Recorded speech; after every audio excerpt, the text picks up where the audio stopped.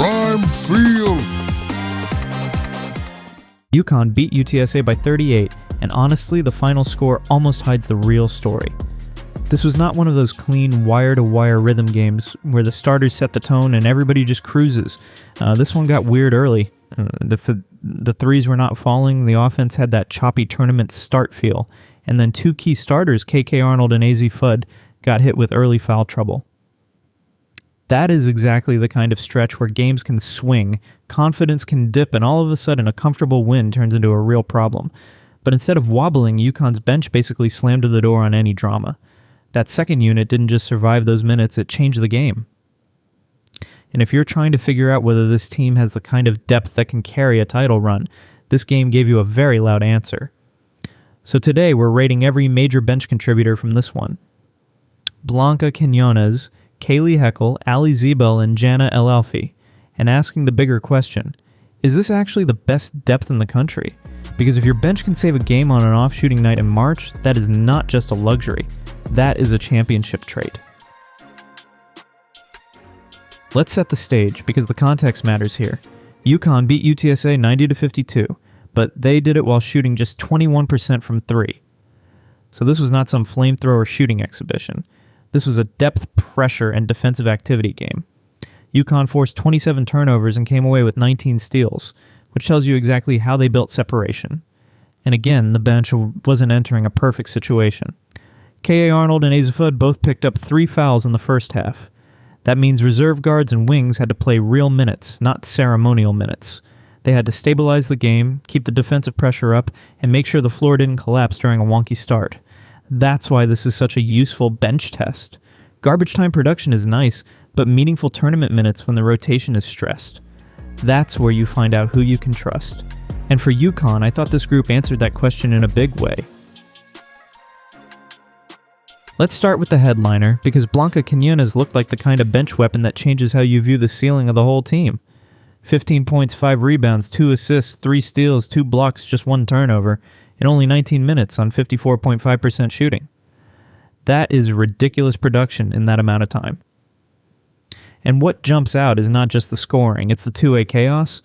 3 steals and 2 blocks from a player coming off the bench tells you she wasn't just benefiting from the game flow, she was actively tilting it. She gave UConn a spark when the game needed one, and it came in the exact way you wanted in March. Energy, playmaking, and defensive versatility. This is why the fan conversation around her is getting louder. People are already asking whether she's basically a veteran in a freshman body, and I get it. Geno has said she's fearless, and that mature aspect shows up, especially when you remember she wasn't even on campus all summer.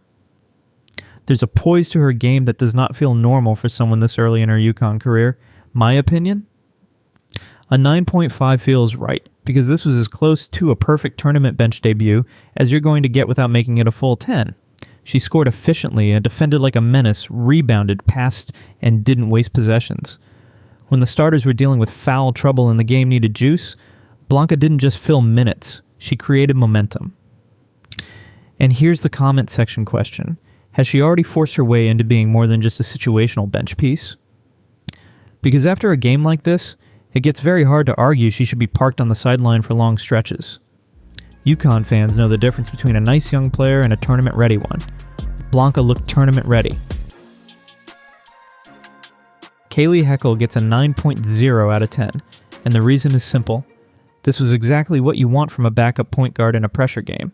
11 points, 4 rebounds, 5 assists, 3 steals, 0 turnovers in 22 minutes on 66.7% shooting. That's not solid, that's elite control. The 5-0 assist-to-turnover ratio is the number for me. In a game where the flow was awkward early and the rotation got stressed by foul trouble, the last thing you can afford is chaos from your backup ball handler. Heckle gave them the exact opposite. She was relentless on the ball defensively, and offensively she kept the machine moving without coughing it up once. That's why diehard fans are already talking about her as the most reliable backup point guard UConn has had in years. And honestly, after this performance, that debate has real juice. The biggest compliment you can give her is this. She picked up where KK Arnold leaves off without the defense dropping an inch. That is not easy to do. Usually with a backup point guard, something slips. The ball pressure slips, the pace slips, the decision-making slips. With Heckle, none of it did. I'm not giving a 10 only because there's still a difference between crushed your roll and completely took over the game. And I think Blanca had the louder takeover feel, but Heckle was absolutely the secret sauce in this one. She gave UConn security, pace, and pressure at the exact moment they needed it. And I'll say the opinionated part out loud. If UConn is going to win 6 games, the backup point guard spot can't just be survivable. It has to be trustworthy. Heckle looked trustworthy. In fact, she looked like the kind of player who lets the staff breathe when foul trouble hits, and that is a huge deal in March. Alli Zabel gets a 7.5 out of 10, and this is one of those ratings where the box score only tells part of the story. She finished with 6 points, 2 rebounds, 1 assist, 3 steals, 0 turnovers, and played 24 minutes. 24 minutes is not an accident. In a game where UConn had to navigate foul trouble and protect the backcourt, she was trusted to be out there for a long stretch. Now the obvious concern is the shooting. She went 0 for 3 from deep, and for a player whose reputation is tied to being a sniper, that's going to stand out. Hardcore fans are going to watch this and say, okay, the glue stuff is nice, but when is the shot really going to arrive? That's a fair conversation, but I do think this game showed why she can still matter even when the jumper isn't there. Her ball movement was good, her defensive rotations mattered, and the 3 steals are proof she found other ways to impact the game. That's important. A lot of shooters disappear when they're cold. Zabel didn't disappear. She kept helping the team win possessions. That's why I land at 7.5 instead of something lower. This wasn't a scoring breakout, but it was valuable glue minute basketball.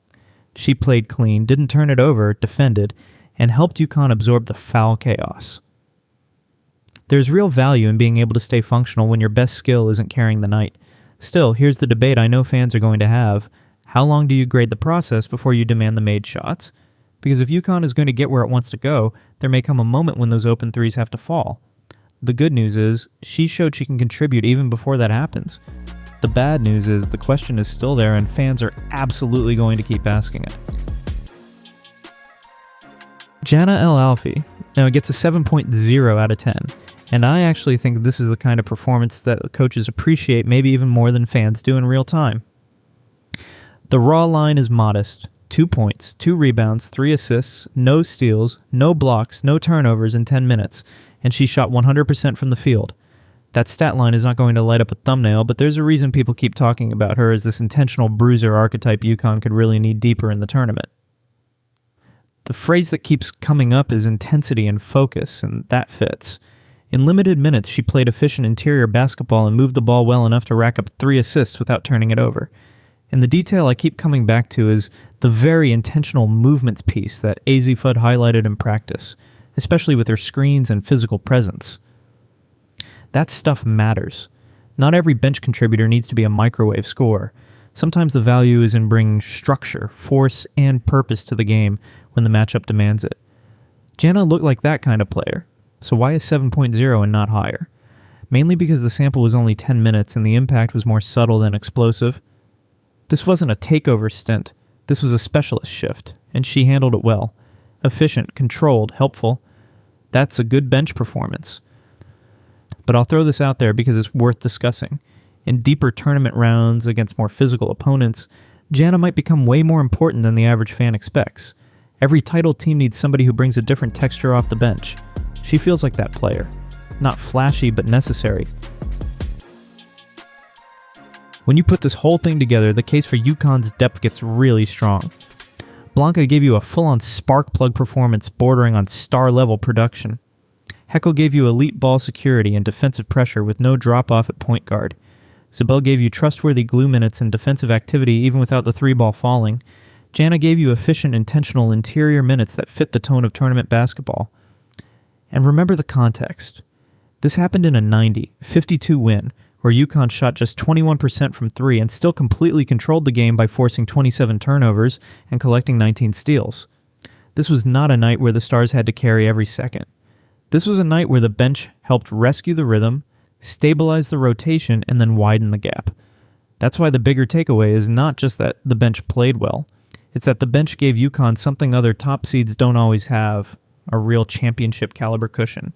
When foul trouble hits, when a game starts weird, when the shot isn't falling, can your second unit keep the standard up? In this one, UConn's absolutely did it. Overall, the bench gets an 8.3 out of 10 for this game. And honestly, if you're a UConn fan, that number might matter almost as much as the final score. Because the path to banner number 12 is not just about top-end talent. It's about whether the pieces behind the stars can win you tournament stretches. Against UTSA, they did exactly that. So now I want to hear from you. Who earned the biggest minute bump after this game? Was Blanca the clear bench MVP, or do you think Heckle's control and zero turnover floor game was actually more important? And how are you feeling about Zabel and Jana going forward? Are they exactly what this rotation needs? Or do you still need to see more? Drop your 1 to 10 ratings for all four in the comments, and be honest, because I know this fan base is going to have takes. If UConn's bench keeps playing like this, the conversation around this team changes fast. Not just can they win it, but does anybody have the depth to deal with them for 6 games? And in the next one, that's the question I'll be watching. Was this just a great bench game against UTSA, or was it proof that UConn really does have the best second unit cushion in the country? Prime Field